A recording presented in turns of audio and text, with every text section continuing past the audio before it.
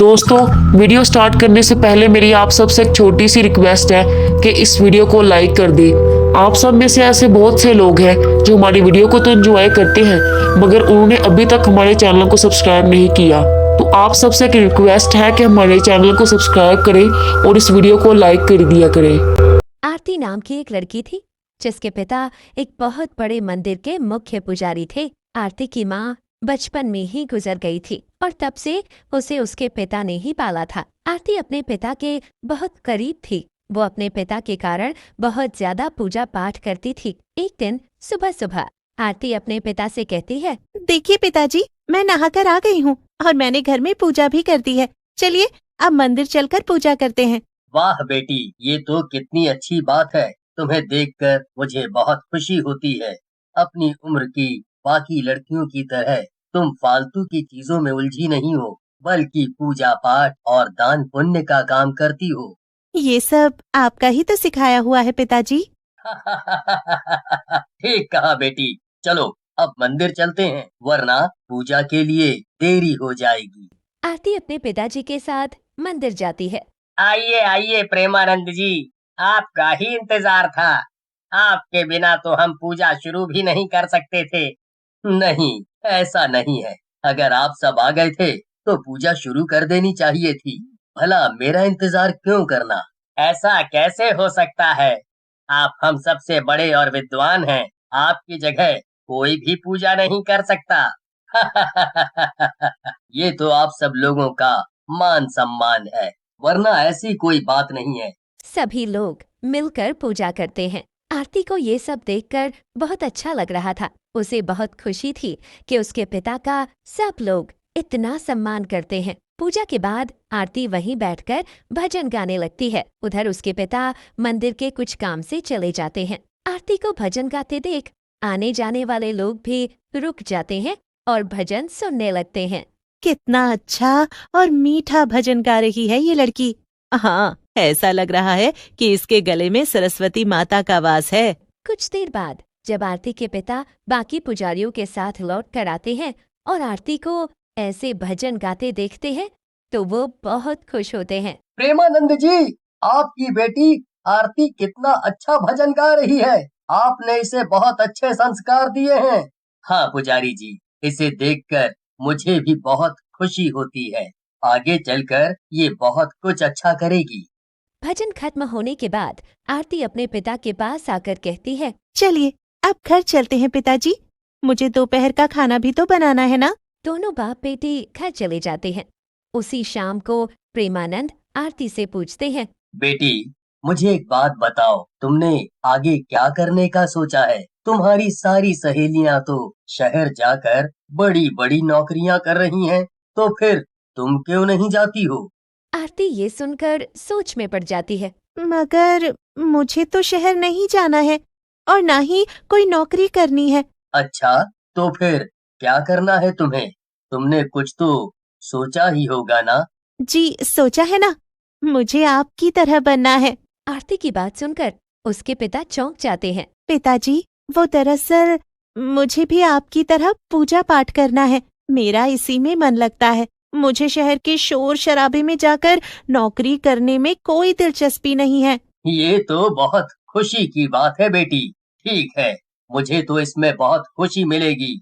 अगर तुम मेरी ही तरह पूजा पाठ करोगी तो मैं तुम्हें मंदिर के बाकी पुजारियों से बात करके बताता हूँ।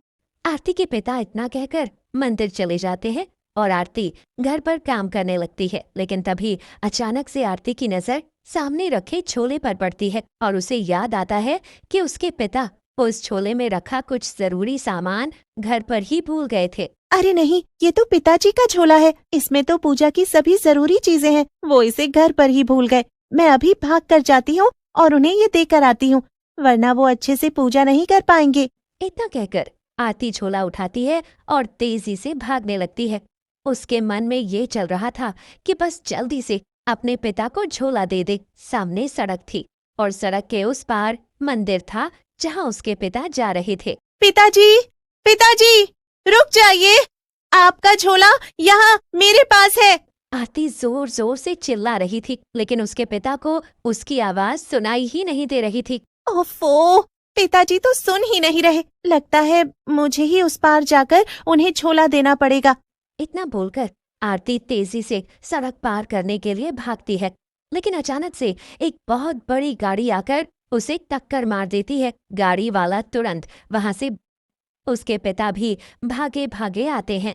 प्रेमानंद जोर जोर से रोने लगते हैं और मंदिर के कई और पुजारी भी वहां आ जाते हैं। तभी एक आदमी, जिसने सारा हादसा होते हुए अपनी आंखों से देखा था, वो कहता है, ये लड़की सड़क पार कर रही थी और तभी एक गाड़ी ने इसे टक्कर मार दी पुजारी जी।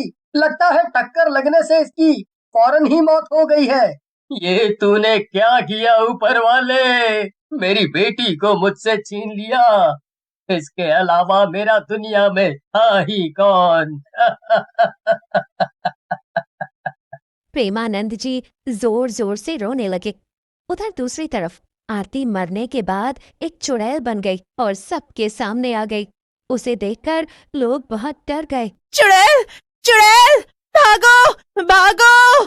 पिताजी, मैं आरती हूँ, आपकी बेटी। मरते ही मैं एक चुड़ैल में बदल गई हूँ।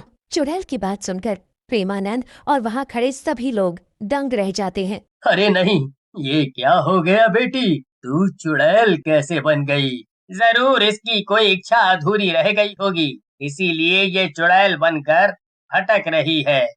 हाँ, मेरी हमेशा से बस एक ही इच्छा थी, और वो ये थी कि मुझे मंदिर में रहकर पूजा पाठ करना था, मगर उसके पहले ही मैं मर गई। लेकिन अब मेरा क्या होगा? वो भगवान की बहुत बड़ी भक्त थी और भगवान के मंदिर में ना जा पाना उसके लिए बहुत बड़ी सजा थी। नहीं, ऐसा नहीं हो सकता। मैं मंदिर में जरूर जाऊंगी। चुड़ैल इतना कहकर मंदिर की तरफ भागती है, लेकिन वही हुआ जो पुजारी जी ने कहा था। चुड़ैल ने जैसे ही मंदिर पर पैर रखा, वो दूर जा गिरी। नहीं पिताजी, ऐसा नहीं हो सकता है। मैं ऐसे नहीं भटकना चाहती हूँ। आप कुछ करिए, कोई तो मेरी मदद करो।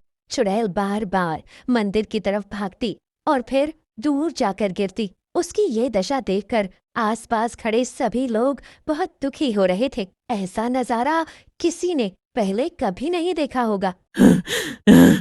मैं तो यहीं खड़ी रहूंगी पिताजी, और तब तक कोशिश करती रहूंगी जब तक मैं मंदिर के अंदर चली न जाऊं। चुड़ैल इतना कहकर बार बार मंदिर के अंदर जाने की कोशिश कर रही थी और बार बार दूर जाकर गिर रही थी। चुड़ैल की ऐसी दशा देखकर वहां खड़ा हर एक आदमी भावुक हो जाता है। किसी ने सपने में भी नहीं सोचा था कि एक चुड़ैल भगवान से बिछड़ने के बाद इतना तड़प सकती है। आखिर में एक पुजारी बोलते हैं, प्रेमानंद जी, ये बहुत बड़ी और गंभीर समस्या है।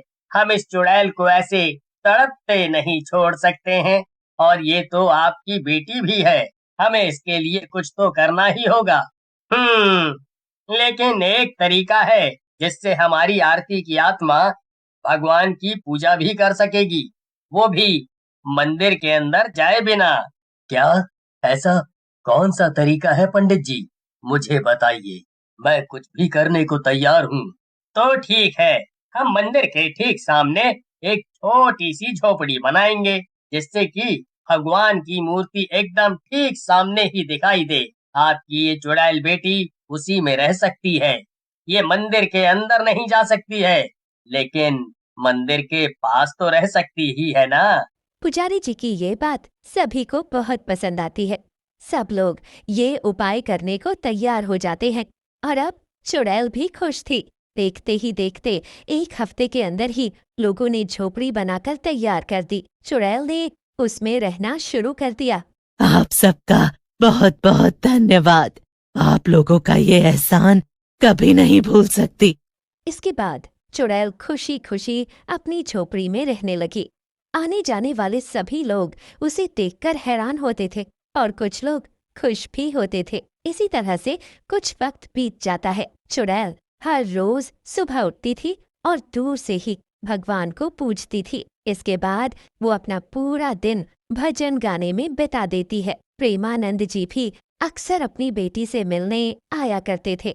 इसी तरह से कुछ समय और बीत जाता है और एक दिन चुड़ैल को पूजा पाठ करने की वजह से मुक्ति मिल जाती है और सारा गांव भगवान की भक्त चुड़ैल को हमेशा याद रखता है।